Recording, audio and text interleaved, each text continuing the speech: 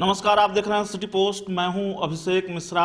दिल्ली विधानसभा के चुनाव में जेडीयू ने अपनी पूरी ताकत झोंक रखी है और कल सीएम नीतीश कुमार अमित शाह के साथ साझा चुनाव प्रचार कर चुके हैं। सीएम केजरीवाल पर हमला बोला है और अपने उम्मीदवारों के समर्थन में जेपी नड्डा के साथ अमित शाह के साथ चुनाव प्रचार किया है।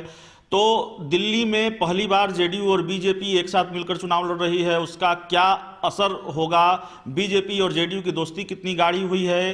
प्रशांत किशोर का जो प्रकरण रहा है, उन तमाम सवालों पर बातचीत करने के लिए हमारे साथ जेडीयू चिकित्सा सेवा प्रकोष्ठ के नेता हैं डॉक्टर मधुरेंद्र पांडे जी। तो हम इनसे उन सवालों के जवाब जानने की कोशिश करेंगे। सवाल की शुरुआत करेंगे दिल्ली चुनाव से। आपकी पार्टी ने, आपके नेता ने पूरी ताकत झोंक रखी है, कितनी उम्मीदें हैं दिल्ली चुनाव से?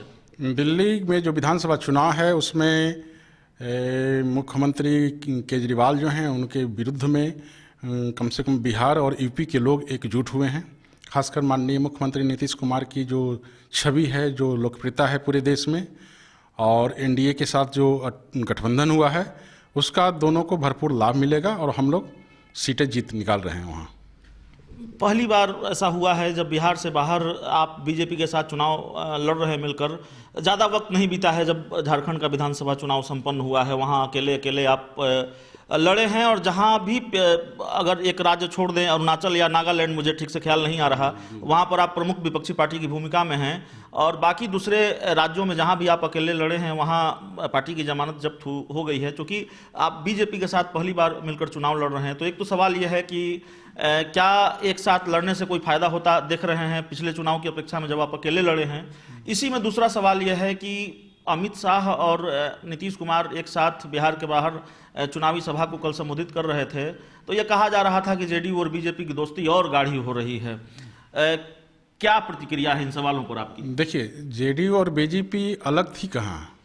बिहार में देखिए तो एनडीए शासन चल रही है और ये अफवाह रहा है कि बीजेपी और जेडीयू में किसी तरह की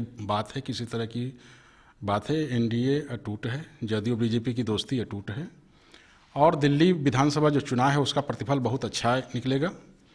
खासकर माननीय मुख्यमंत्री नीतीश कुमार जी जो वहाँ सभाएं कर रहे हैं 2 दिन से, और बीजेपी के जेपी नड्डा जी हैं, अमित शाह जी हैं, इन लोगों की जो छवि है और जो लोकप्रियता है, और खासकर बिहार में माननीय मुख्यमंत्री नीतीश कुमार जी ने जो कार्य करके दिखलाया है 15 वर्षों में, उसका चर्चा पूरे देश में है और इनके कार्यों का अनुसरण पूरे स्टेट कर रहा है, पूरे देश में हो रहा है। इसलिए विधानसभा चुनाव में, दिल्ली विधानसभा चुनाव में मुझे पूरी सफलता मिलेगी। तो दिल्ली विधानसभा चुनाव में पूरी सफलता मिलेगी। अब वापस लौटते हैं प्रशांत किशोर पर। प्रशांत किशोर को पार्टी ने बाहर निकाल दिया है। 2015 के विधानसभा चुनाव में उनकी भूमिका बेहद अहम थी। जिन 2 नेताओं को पार्टी ने बाहर निकाला है, पवन वर्मा और प्रशांत किशोर, उनकी भूमिका 2015 के विधानसभा चुनाव में बेहद अहम थी। हमने भी देखा है, प्रशांत किशोर नारे गढ़ रहे थे, रणनीति बना रहे थे, और पवन वर्मा बीजेपी के हमलों का जवाब दे रहे थे। इनके जाने से कोई नुकसान देख रहे हैं क्या पार्टी को? या किस नहीं, किस चीज़ की नुकसान?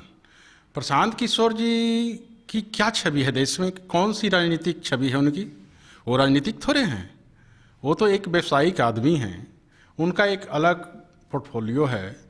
वो तो माननीय मुख्यमंत्री नीतीश कुमार जी की देन थी कि राजनीतिक प्रक्षेत्र में वे चमके, उनको वो पद मिला जिसको कि वो प्रशांत किशोर जी पचा नहीं पाए, और पार्टी लाइन से अलग हटकर, जेडीयू की नीति और सिद्धांत से अलग हटकर उन्होंने काम करना शुरू कर दिया। एक सवाल यह भी टहल रहा है कि अब प्रशांत किशोर और पवन वर्मा की जगह कौन लेगा पार्टी में?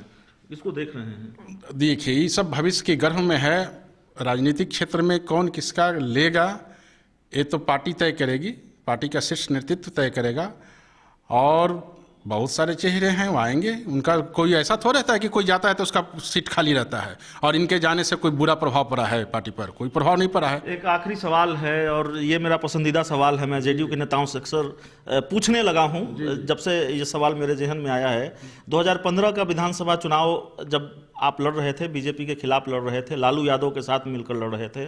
2015 के विधानसभा चुनाव में और 2020 के होने वाले विधानसभा चुनाव में थोड़ी समानता है। वो समानता कैसे है मैं आपको बता देता हूँ।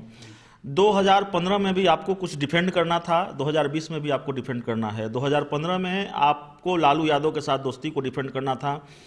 चुनौती थी पार्टी के सामने कि इन सवालों के जवाब देने हैं कि क्यों, जब आप किसी के शासनकाल को आतंक राज कहा करते थे, फिर उन्हीं के साथ आप दोस्ती करके चुनाव लड़ रहे हैं उनके साथ मिलकर, तो वो ज़्यादा बड़ी चुनौती थी, या फिर 2020 में जो नीतीश कुमार की आइडियोलॉजी को लेकर सवाल उठ रहे हैं उसको डिफेंड करना ज़्यादा बड़ी चुनौती है? दोनों में से कौन ज़्यादा बड़ी चुनौती है?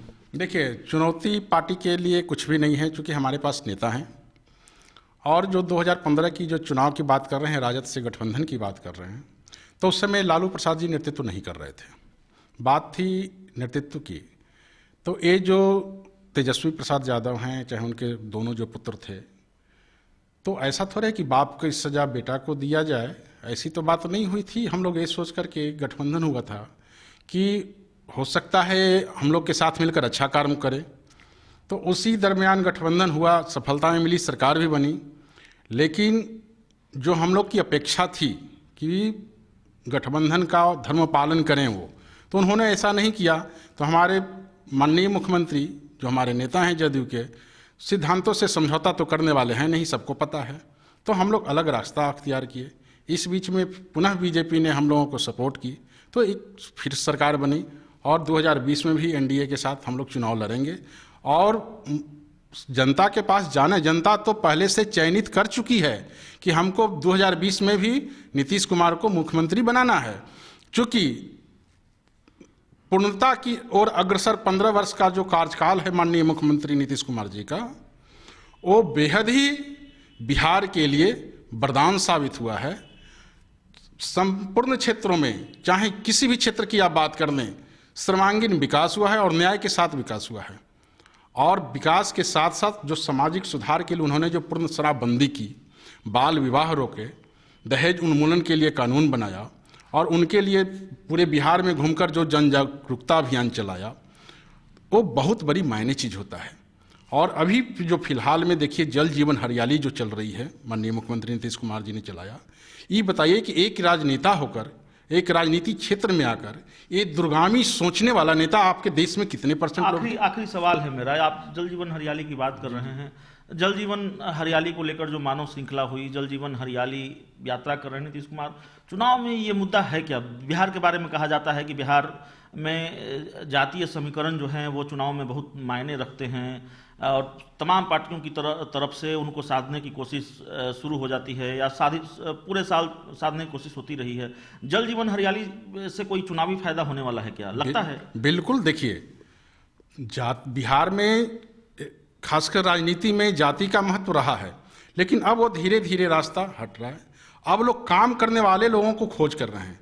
बिहार में कोई भी नीतीश कुमार का विकल्प अभी मौजूद नहीं है। और जल जीवन हरियाली जो खासकर जो पढ़े लिखे लोग हैं, चाहे ऐसे भी जो नहीं भी पढ़े लिखे हुए हैं, आज का जो पर्यावरण प्रदूषित है, चाहे आजकल का जो बरसात नहीं हो रहा है ठीक से, गर्मी नहीं ठीक से हो रहा है, जाड़ा ठीक से नहीं हो रहा है, तो ये जो असर पड़ा है और माननीय मुख्यमंत्री की जो सोच है, कार्यक्रम है जल जीवन हरियाली, ये बहुत आगे की सोच है और बहुत ही पसंदीदा चीज़ है और ये राज्य के लिए और मानव हित के लिए बहुत ही बढ़िया चीज़ है।